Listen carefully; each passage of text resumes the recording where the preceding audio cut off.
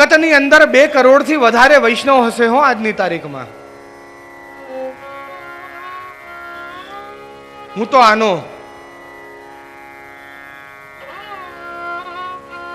જો આ વાક્ય જીવનમાંથી કાઢી દો ને હું શ્રીમદ વલ્લભાચાર્યજીનો આમ કહો ને, હું સાચું કહું છું, તાકાત છે કોઈની જે આપણી બાજુ આંખ ઉઠાવીને જોઈ લેતો. વૈષ્ણવોની અંદર એટલી એકતા છે. વૈષ્ણવ સમુદાય આજે સૌથી મોટો સમુદાય છે. આજે પણ કહું છું, દિવસો વધારે વીત્યા નથી, વધારે મોડું થયું નથી. એક થઈને કરો. યાદ રાખશો આપ બી કે આપના બાળકોને આપ કંઈક સોંપી નહીં ગયા, નકર આપના બાળકોના પ્રશ્નોનો જવાબ આપની પાસે નહીં હોય હો. આગળ ચાલીને ધ્યાન રાખજો.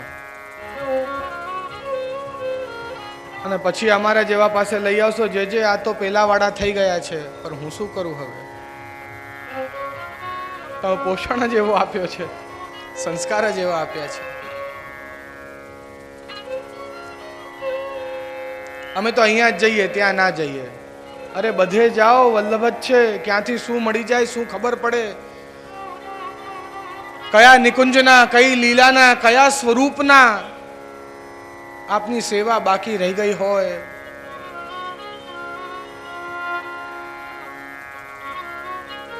દ્રઢતા એક વાત જુદી છે, પર આદર બધાનો જ હોવો જોઈએ.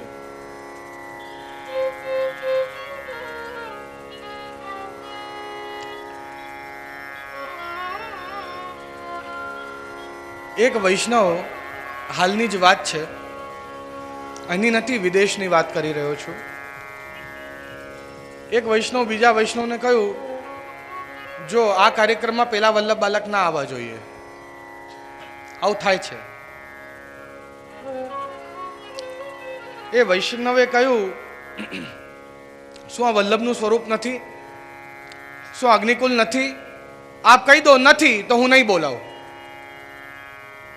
આવો દ્રઢ ભાવ એક વલ્લભ માટે તમને હોવું જોઈએ.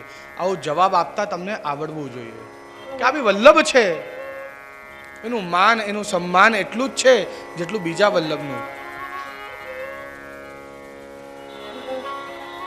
એકતા રાખો, અગર આગળ તમને તકલીફ પડશે. બહુ સાચી શીખ આપી રહ્યો છું હું, મારા હૃદયના ભાવ તમને કહી રહ્યો છું.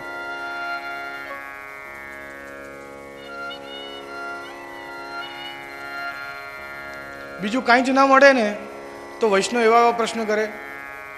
જે પુષ્ટિ માર્ગ એક, વલ્લભ બાળકો બધા વલ્લભના જ વંશજો છે, તો બધા તિલક જુદું જુદું કેમ કરે? પ્રશ્ન હશે, આપનામાંથી ઘણાને હશે. સાચું કહેજો. બીજા બધા માર્ગોમાં જોયું છે, બધા એક જેવું જ તિલક કરતા હોય છે. પુષ્ટિ માર્ગના બધા જ તિલકો ડિઝાઇનર બધા જુદા જુદા હોય. એવું બી કહેનારા હોય, બધા ડિઝાઇન કરતા હોય.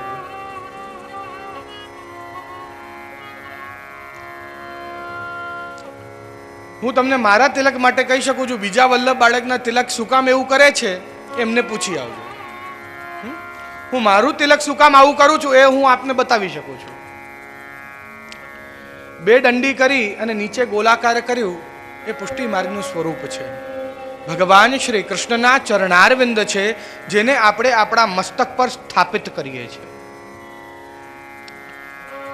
અહીંયા નીચે જે કેસરવાળો ચંદન જે છે એ શ્રી રાધાજીનું સ્વરૂપ છે, કારણ કે એમને કેસરી શ્રીઅંગવાળા માનવામાં આવ્યા છે, ગૌરવર્ણ. એમાં બી ચંદ્ર જેવો રંગ જે છે ચંદ્રાવલીનો છે, એટલે અહીંયા ઉપર ગોપી ચંદન ચંદ્રના વર્ણનો છે. વચ્ચે જે શ્યામ ટીકી છે તે શ્રી યમુનાજી છે. અહીંયા જે અગ્નિનો સ્વરૂપથી જે એક દીવો પ્રગટાવીએ તો અગ્નિ પ્રગટ થાય, ઉર્ધ્વ પુંડ તિલક એને કહેવાય. તે અગ્નિકુમારિકાઓના ભાવથી છે. એટલે ભગવાન શ્રી કૃષ્ણ અને ચારે યુથ એવં નીચે આ કાત્યાયનીનું સ્વરૂપ, આ પ્રકારે ચારે યુથ અને પ્રભુ બધાને મારા મસ્તકે હું બિરાજમાન કરું છું. આ મારું તિલક છે. પછી જે વલ્લભ બાળકોના તિલકને આપને જાણવા હોય એમને પૂછજો. હવે શંકાનું નિવારણ થયું. પુષ્ટિ માર્ગનું તિલક તો 2 દંડા અને નીચે 1 ગોલ. તમારે એટલું જ કરવાનું. બાકી એ વલ્લભની ભાવનાથી એ વલ્લભ કરી શકે છે, કારણ કે એ તેજને એ ઝીલી શકે છે. તમારા અંદર હજી એટલો સામર્થ્ય આવ્યો નથી. એમ તો 12 તિલકના પ્રકાર છે. 12 તિલક કરવાના આખા અંગ ઉપર. એક તો કોઈનાથી થતું નથી. નિત્ય 12 ક્યાં કરવા જશો, રહેવા દેજો. હો,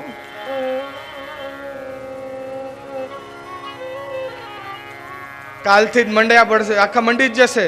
અડધો કલાક તો તિલક કરતા થશે, અહીંયા અને અહીંયા અને અહીંયા અને અહીંયા. તો પત્ની બી કહેશે ઓફિસે નથી જવું. જવા દે, જે પાસે સાંભળી આવ્યો તો 12 તિલક કરવાના. જેટલું પાલન થાય એટલું જ કરવાનું. બહુ મોટો કરવાનો નહીં, હાઈપો બનાવવાનો નહીં બહુ મોટો. પછી પાલન ના થાય તો એનો દોષ લાગે પાછો નવો.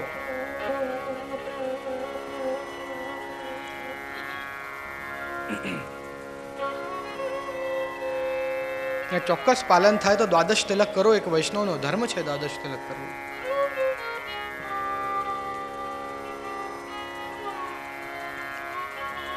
બધા જ વલ્લભ એક સ્વરૂપ માનો. કયા સ્વરૂપથી આપને શું કૃપા પ્રાપ્ત થાય આપને હજી ખબર નથી.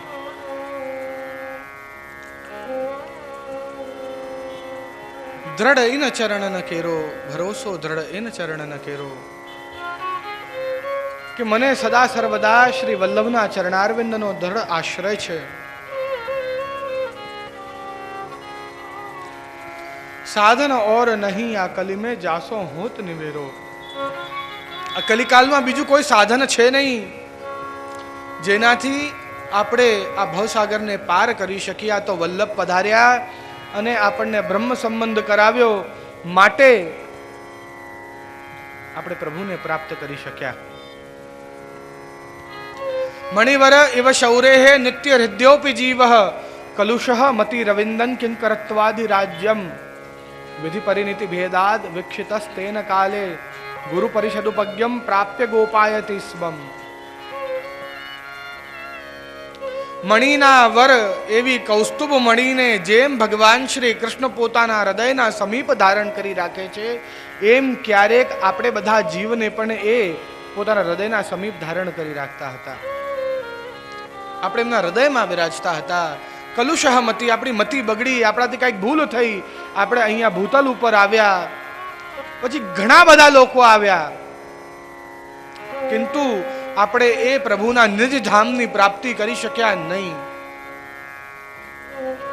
પ્રભુને આપણો વિરહ થયો અને શ્રીમદ વલ્લભાચાર્યજી પ્રગટ્યા.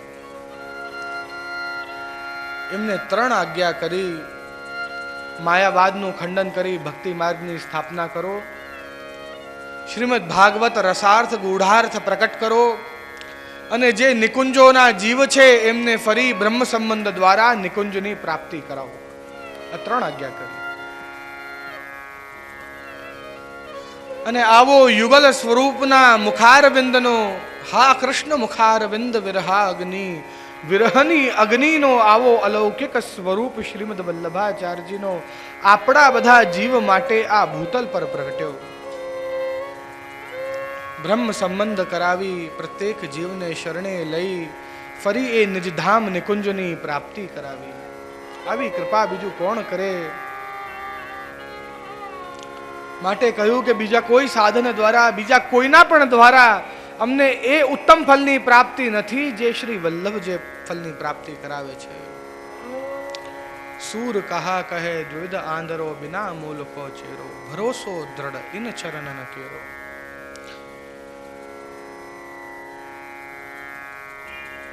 શ્રીનાથજી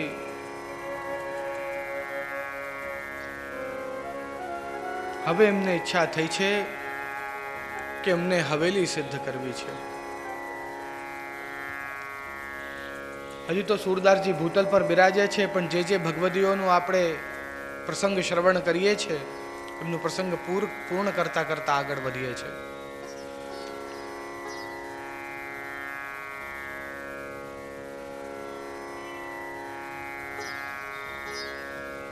શ્રીનાથજીને આજ્ઞા થઈ શ્રીનાથજી આજ્ઞા કરી કે મને હવેલી સિદ્ધ કરાવી છે, મને મારા સેવાનો પ્રકાર વિસ્તૃત કરવો છે.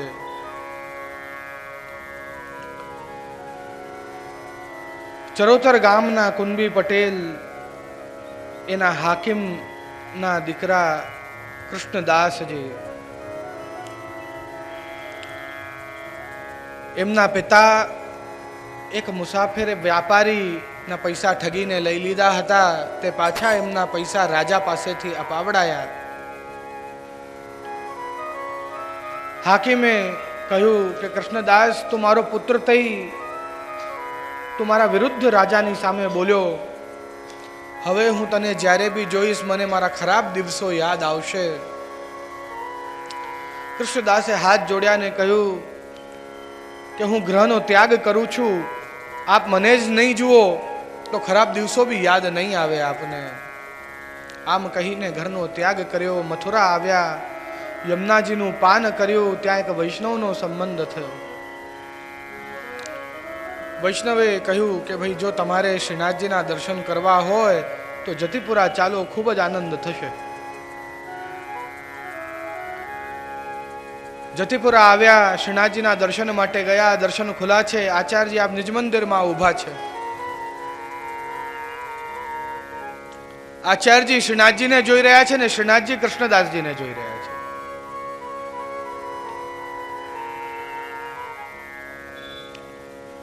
आचार्य जी पूछू, बाबा ऐसा तो कौन आयो है जा पे आपकी दृष्टि है कि प्रभुनी दृष्टि जेना पर थई जाए एनो तो उद्धार थई जाए.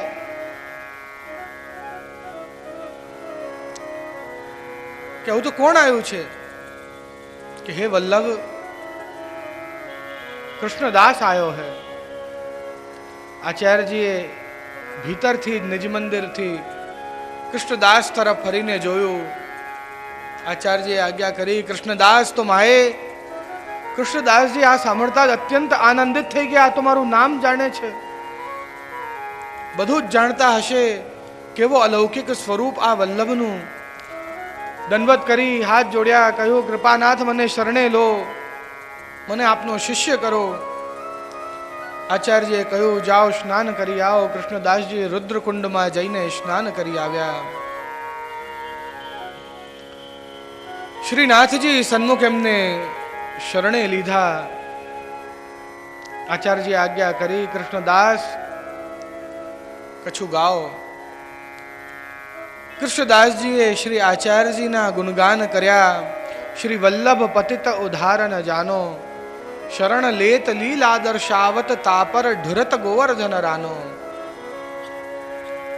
કેટલી કૃપા કરે છે આ વલ્લભ કે સામાન્ય લોકોનો ઉદ્ધાર તો દરેક કરી શકે છે, કોઈ પણ સંત કરી શકે છે, પણ વલ્લભ તો પતિત ઉદ્ધાર ન જાનો કે પાપીઓનું ઉદ્ધાર કરવાનું સામર્થ્ય એ શ્રી વલ્લભનું છે.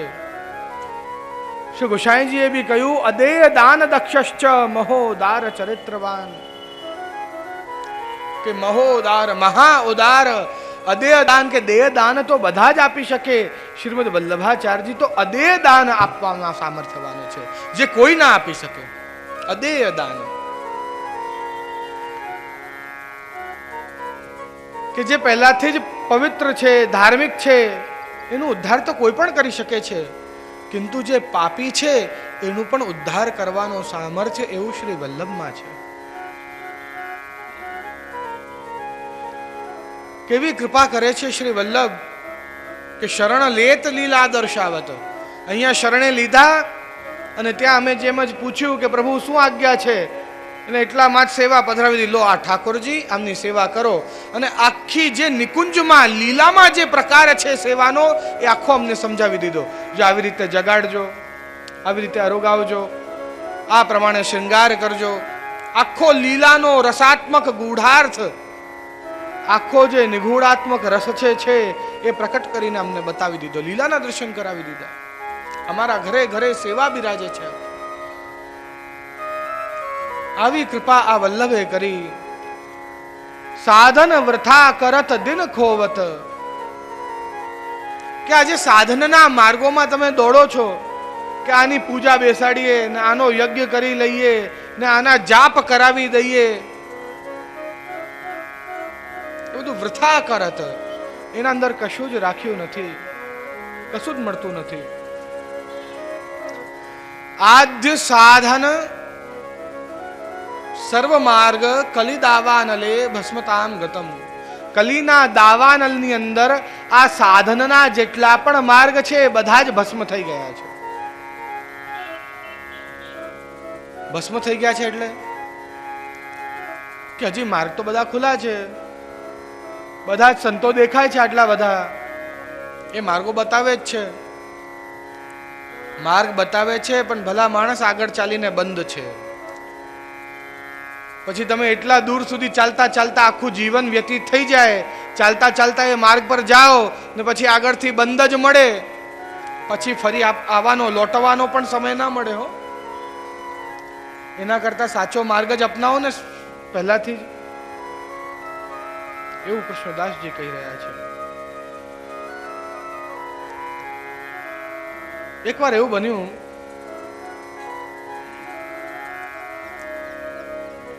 એક માણસ એના કબાટ પરથી ઉપરથી એક પોટલી ઉતારી રહ્યો હતો. એ પોટલીની ઉપર એક ચક્કુ મૂક્યું હતું. જેમ જ પોટલી ખેંચી, પોટલી તો આવી નીચે, પર જોડે જોડે ચપ્પુ એના નાક પર પડ્યો ને નાક કપાઈ ગયું.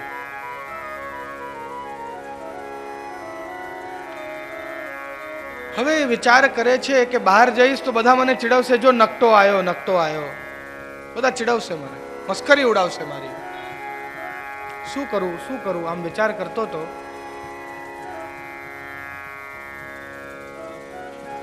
એકદમ જ એના મનમાં એક એવી વાત આવી, 4 રસ્તે જઈને વચ્ચોવચ ઉભો રહી ગયો. જોર જોરથી બૂમો પાડવા લાગ્યો, અરે જો પેલા દેખાય પેલા દેખાય. એટલે 1-2 વાર તો આસપાસ ચાલતા માણસો ધ્યાન જ ના આપ્યું. ફરી બોલવા લાગ્યો, અરે જો પેલા દેખાય પેલા દેખાય. એટલે 2-3 માણસ ભેગા થવા લાગ્યા, ભાઈ શું દેખાય છે? આમ 10-20 જણા ભેગા થઈ ગયા કે મને ભગવાન દેખાય છે, બ્રહ્મ દેખાય છે. યાર અમને બી જોવા છે બ્રહ્મ. કે એમ ના દેખાય ભાઈ, બ્રહ્મ કઈ આમ દેખાય કે મારા શિષ્ય થાઓ ત્યારે બ્રહ્મ દેખાય? અચ્છા આવું છે? કે શું કરવું પડે? કે નાક કપાવી પડે. યાર જો ભગવાન દેખાતા હોય તો ચાલો નાક કપાઈ લઈએ. કે ચાલો ચાલો. બધા એના ઘરે ગયા, 20 જણા. હવે 19 જણા બહાર ઉભા છે, એક જણને અંદર લઈ આવ્યો કે લે તારી નાક કાપ. એને નાક કાપી લીધું. અરે યાર મને તો નાક કાપી, મને ભગવાન નથી દેખાતા. આમ થોડા દેખાય, પેલા મંત્રની દીક્ષા તો લે. કે હા સંભળાવો મંત્ર. એટલે કાનમાં મંત્ર બોલ્યો. કેવો છે આ મંત્ર જુઓ. કે જો ભાઈ તે તારી નાક તો કાપી લીધી છે, તો બહાર જઈશ ને એમ કહીશ કે તને ભગવાન ના દેખાયા, તો એમ કહેશે જો નકટો આવ્યો, ભગવાન બી ના દેખાય ને નાક કપાઈ ગઈ. તો તું બધાને બહાર જઈને એમ કે તને ભગવાન દેખાયા. એ બહાર જઈને એને બધાને કહ્યું યાર મને તો ભગવાન દેખાયા, ભગવાન દેખાયા. ઓહો પેલા 19 જણ તો ધક્કા ધક્કી કરવા લાગ્યા, અરે મારે મને પહેલા નાક કપાવી છે, મને પહેલા નાક કપાવી. પેલા બધા પણ શરણે આવ્યા એના. આમ કરતા કરતા ઘણા બધા એના સેવકો થઈ ગયા હો, ઘણા બધા. એનો એક સંપ્રદાય બન્યો, જુદો જ સંપ્રદાય, નકટો સંપ્રદાય. અને આ મહારાજનું નામ પડ્યું નકટેશ્વર મહારાજ. એના સ્વામી બની ગયા પોતે. એ ગામના રાજા સુધી આ વાત પહોંચી. રાજાએ એમની પધરામણી મહેલમાં કરાવી, કહ્યું મને બી શરણે લો. એને કહ્યું ભાઈ રાજન નાક કપાવી પડશે તમારે. રાજાએ તલવાર કાઢીને નાક પર ફરાવી લીધી તલવાર. યાર મને ભગવાન નથી દેખાતા. ઉભા રહો, તમને મંત્રની દીક્ષા આપું જરા. રાજાના કાનમાં જઈને કહ્યું, દેખો રાજન, તમે તો રાજા છો, જો તમે બહાર જઈને એમ કહેશો ને તો બહુ અપમાન થશે તમારું. એટલે બધા તમારી પ્રજાને જઈને એમ કહો કે તમને ભગવાન દેખાયા. રાજાએ વિચાર કર્યો, હું રાજા છું, મને કોઈ શું કહેવાનું છે? તું તો પાખંડી છે, તને હું આ બધા વડે માર ખડાવડાઈશું. તો બધા મળીને તને મારવાના છે આજે. આમ પકડીને એનો હાથ અને ભાર ખેંચીને લાવ્યા. એને બધાને કહ્યું કે આ કોઈ સંતવંત નથી, આ તો બિલકુલ પાખંડી છે. પછી હવે બધા બોલે છે, હા હા આપ સાચું કહો છો રાજા, અમને પણ એવું ખોટું બોલીને અમારી નાક કાપી લીધી એને. હવે આવું કંઈક તમારી જોડે થાય પછી તમે જાગો કે અરે આ તો પાખંડી હતો, એનું શું અર્થ? પહેલાથી જ સાચો માર્ગ પકડો ને. ક્યાં જાઓ છો એ વિચાર કરો. શું આગળ શું પાછળ, કોણ કેવો છે, આ માર્ગ કોણે પ્રતિપાદિત કર્યું, આ માર્ગ ઉપર ચાલવાથી આપ ક્યાં પહોંચશો?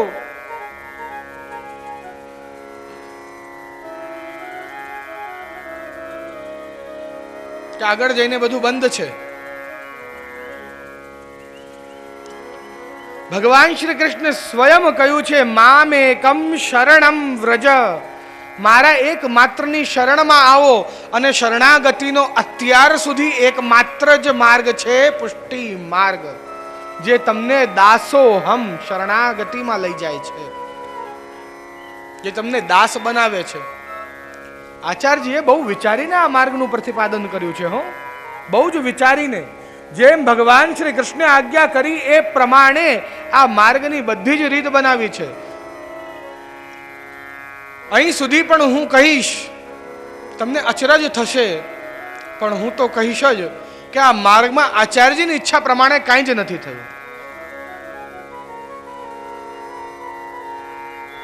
તમે વિચાર કરશો ને તો તમને પણ ખ્યાલ આવશે કે હા બહુ સાચી વાત છે. આચાર્યજીને શ્રીનાથજીની કેવી હવેલી સિદ્ધ કરવી હતી? કેવી હવેલી સિદ્ધ કરવી હતી આચાર્યજીને? કળશ વગરની. પણ હવેલી કેવી સિદ્ધ થઈ? કળશ વાળી. આચાર્યજીને હજી રોકાવું હતું ભૂતલ પર, ઘણું બધું કરવું હતું, પણ ઠાકોરજીની 3 વાર આજ્ઞા થઈ ગઈ, આવી જાઓ આવી જાઓ આવી જાઓ, તો પધારવું પડ્યું ને. શ્રીમદ ભાગવતનો રસાર્થ સુબોધનીજી અડધી છોડીને આવવું પડ્યું. પહેલા 3 સ્કંદ ને પછી સીધો 10મો સ્કંદ, વચ્ચેના સ્કંદ જ ગાયબ. સુબોધનીજી આખી ભાગવતની નથી, કારણ કે ઠાકોરજી એટલી બધી જલ્દી કરવા લાગ્યા, પછી એમના પાસે સમય જ ના રહ્યો, એટલે સીધો 10મો સ્કંદ લીધો. ઘણા બધા એવા ઉદાહરણ જોશો આપ, ઘણા બધા ઉદાહરણ. આ માર્ગમાં સાક્ષાત પરબ્રહ્મ પૂર્ણ પુરુષોત્તમ ભગવાન શ્રી કૃષ્ણજી આજ્ઞા કરી છે એ જ થયું છે. કોઈની ઈચ્છાથી બીજું કાંઈ જ નથી થયું ને કાંઈ થવાનું બી નથી. જે એની ઈચ્છા છે એ જ થવાનું છે. એ પ્રભુ જેવું કહે છે એવું જ થાય છે. બ્રહ્મ સંબંધનો મંત્ર પણ સાક્ષાત ભગવદા પ્રોક્તા તદક્ષરશ ઉચ્યતે. જેવું સાક્ષાત ભગવાને પ્રગટ થઈને કહ્યું છે, બસ હું એવું રિપીટ જ કરું છું. આ મંત્ર મેં નથી બનાવ્યો હો, સાક્ષાત ભગવદા પ્રોક્તા ભગવાને કહ્યું છે. તદક્ષરશ, એવું અક્ષરશ હું આપને કહી રહ્યો છું. આ માર્ગમાં બધું જ પ્રભુએ જ એમને જેવું ગમે છે એવું રચ્યું છે. તો પછી સ્વાભાવિક છે, પરફેક્ટ છે, કારણ કે પ્રભુની કોઈ પણ વસ્તુમાં ખોટ હોય જ ના, બધું પરફેક્ટ જ હોય. પ્રભુનું કરેલું વિચારીને જ કર્યું હોય પ્રભુએ તો.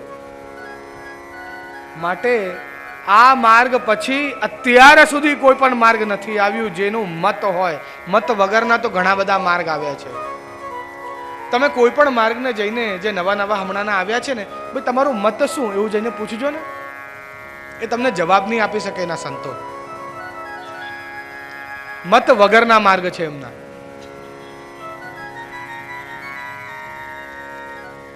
એવા દોડે છે બધા, જરાક પીઠ પર હાથ ફરાવી આવું, થપથપાવી આવું, મારું ઉદ્ધાર થઈ જાય.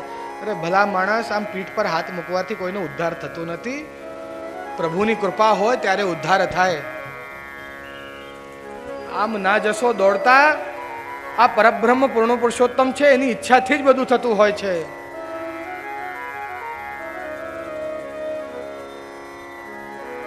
આ માર્ગ ખૂબ જ ઉત્તમ માર્ગ છે. હું આ માર્ગનો છું માટે એના વખાણ કરું છું એવું નથી. હા, એવું તો છે જ, પણ તોય એવું નથી. આખું જગત જાણે છે શ્રીમદ વલ્લભાચાર્યજીના ચારે ચાર આચાર્યોએ તિલક કર્યો છે, એમનું આ મત સ્વીકાર્યું છે. ઉત્તમ મત છે આ.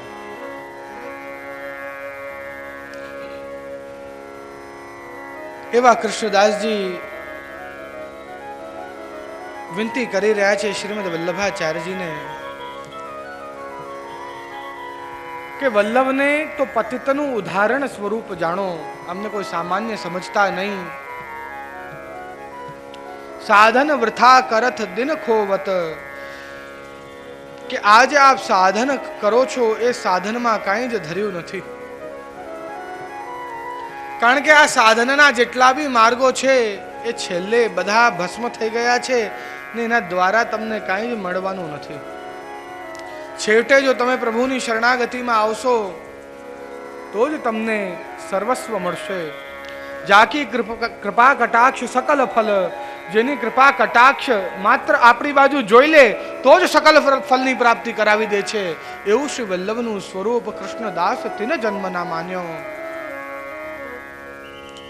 કે જો હું 3 વાર જન્મ બી લઉં તો પણ હું આ ગણી ના શકું કે કેટલી કૃપા શ્રી વલ્લભ આપણા પર કરતા હોય છે. આ કૃષ્ણદાસજી પૂરણમલને એક વાર આજ્ઞા થઈ, ધન ખૂટ્યું, બીજી વાર આજ્ઞા થઈ, ધન આવ્યો છે શ્રીનાથજીની હવેલી, સુંદર આનંદથી સિદ્ધ થઈ છે. અક્ષય તૃતીયાના દિવસે શ્રીમદ વલ્લભાચાર્યજીએ શ્રીનાથજીને પાઠ બિરાજમાન કર્યા. શ્રીમદ વલ્લભાચાર્યજી વ્રજવાસીઓને સેવાની આજ્ઞા કરી ત્યારે વ્રજવાસીઓએ હાથ જોડીને વિનંતી કરી, કૃપાનાથ, અમે કોઈ ભણેલા ગણેલા નહીં, ગામના ગોવાળીઓ આવો, ગાય ભેંસ ચરાવીએ, અમને આ સેવાનું ક્રમ ફાવે નહીં. ત્યારે બંગાળીઓને બોલાવ્યા અને એમની પાસે સેવા કરાવડાવી. રુદ્રકુંડ પર રહેતા બંગાળીઓ, એમને બોલાવીને એમની પાસે સેવા કરાવડાવી. માધવેન્દ્રપુરી સુધી ભલી ભાંતિથી સેવા થતી, કિંતુ માધવેન્દ્રપુરી જ્યારે ન રહ્યા તદ ઉપરાંતના આ બંગાળી બ્રાહ્મણો બધા શું કરતા કે શ્રીનાથજીને એક ચાદર ઓઢાવી દેતા અને પછી એક માતાને, કારણ કે બંગાળીઓ માતામાં બહુ માને ને, એક માતાને તે સન્મુખમાં બિરાજમાન કરી અને બધો ભોગ તે માતાને ધરતા અને જે કાંઈ પણ સેવા ભેટ આદિ સન્મુખ ભેટ જે કાંઈ આવે તે મુખિયાજી જેબમાં જ નાખી લેતા, પોતાના પોકેટમાં. શ્રીનાથજીએ જઈને અને કૃષ્ણદાસજીને કહ્યું, કૃષ્ણદાસ, ये बंगालीन की बुद्धि मेरे धन पे बिगड़ी है और मैं तो भूख्यो ही रह जाता हूं, सो ये अन्य देवी को भोग धरे है. આ વાત શ્રી ગુસાઈજીને જઈને કરી. શ્રી ગુસાઈજી કૃષ્ણદાસને કહ્યું, આમને આપણે કાઢીએ કેવી રીતે? હું જ્યારે સેવામાં જાઉં છું ત્યારે તો બરાબર સેવા કરે છે અને પાછળથી આવું બધું કરે છે, હવે કેવી રીતે કઢાય એમને? ત્યારે કહ્યું કે આપ 2 પત્ર લખો, એના અંદર શ્રીનાથજીનો આખો ઇતિહાસ લખો,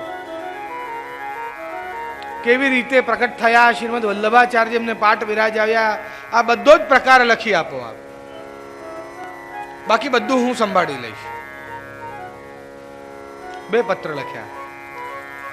એક પત્ર બીરબલને આપ્યો, તે અકબર સુધી પહોંચ્યો, અને બીજો પત્ર રાજા તોડલમલને આપ્યો. અહીંયા શું થયું? વાર્તા સાહિત્યમાં તો આમ લખેલું આવે છે કે બંગાળીઓના ઝૂંપડાઓમાં આગ લાગી ગઈ. હવે આગ લાગી ગઈ કે આગ લગાડી દીધી એ પછીની વાત છે, કિંતુ એક દિવસે આગ લાગી ગઈ. શ્રીનાથજીના શ્રૃંગાર અધૂરા છોડી ને ઝૂંપડાઓની આગ બુઝાવવા માટે દોડી ગયા. અહીંયા કૃષ્ણદાસજીએ બ્રહ્મ સંબંધી તો બધા આચાર્યજીના ગોસાઈજીના હતા જ વ્રજવાસીઓ, બધા જ વ્રજવાસીઓને અપરસમાં સ્નાન કરાવી ને મંદિરમાં સેવા માટે આજ્ઞા આપી દીધી. જ્યારે એ સ્નાન કરીને આવ્યા ફરી બધા બંગાળીઓ, તો કૃષ્ણદાસજીએ કહ્યું કે તમને કાઢી નાખ્યા છે. કે કેમ? કે તમને ઠાકોરજીનો સુખનો વિચાર નથી. સેવા અડધી છોડીને એને ભાગી ગયા. ઠાકોરજીને કેટલો શ્રમ થયો, એટલે વ્રજવાસીઓ હવે સેવા કરશે. તો ત્યાં ઝઘડો થયો. શ્રીનાથજી અમારા છે, અમે એમને પધરાવીને લઈ જઈશું, તમે શું સમજો છો? આવી બધી વાતો થઈ છે. માટે આ શ્રીનાથજી શ્રીમદ વલ્લભાચાર્યજી અને એમના વંશજોના છે, એ જેમની ઈચ્છા હોય એમને સેવામાં રાખે અને જેમની જ્યારે ઈચ્છા હોય ત્યારે એ કાઢી શકે છે. માટે એ જો તમને નીકળી જવાની આજ્ઞા કરે છે તો તમારે નીકળી જવું પડશે. હવે શ્રી ગોપીનાથજી પાસે આવ્યા, શ્રીમદ વલ્લભાચાર્યજીના જ્યેષ્ઠ પુત્ર. એમને આવીને વિનંતી કરી, આ શ્રીનાથજીથી જ અમે કમાવતા હતા, અમારું ધંધો બંધો બધું બંધ થઈ ગયું, હવે અમારું પેટ કેમ ભરાશે?